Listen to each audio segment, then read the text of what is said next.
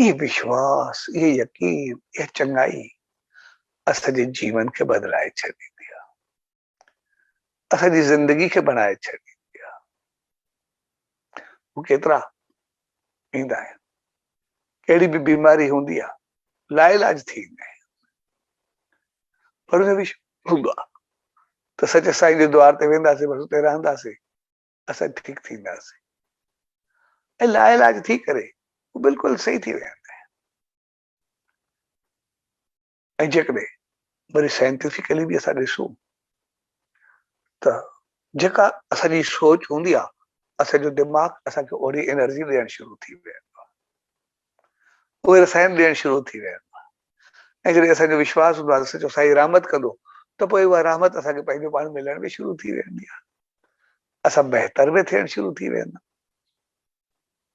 ऐं केतिरा रहियल हूंदा आहिनि, रहण ईंदा आहिनि, उहो एतिरो घणो कर्ज़ो हूंदो अथनि, उन्हनि खे लॻंदो आहे त शायदि इहो पोयां बि छा लाहे सघनि, पर उहो रहे हक़ीक़त में रहे हिते पिया हूंदा आहिनि, केवल कीअं हूंदा आहिनि, चवंदा आहिनि सभु कुझु पूरो थी वियो, कर्ज़ो लही वियो ऐं सभु ठाह में अची वेंदा आहिनि जेके ई आहिनि, ऐं वरी ख़ुशहाल ज़िंदगी गुज़ारींदा आहिनि। हक़ीक़त में उन्हनि खे पाण में विश्वास पियो कर्ज़ो लथो कीअं, छा थियो, रहिया बि हिते पिया, ॻाल्हियूं बि सभिनि सां कयूंसीं, हलियासीं बि हिते, बीमारियूं बि लथियूं। हक़ीक़त में उन सचे साईं ते जॾहिं विश्वास हूंदो आहे, उनजी रहमत मिलणु शुरू थी वेंदी आहे, उनजी आसीस अचणु शुरू थी वेंदी आहे, उहे रहमत पंहिंजो कमु करणु शुरू थी वेंदी आहे।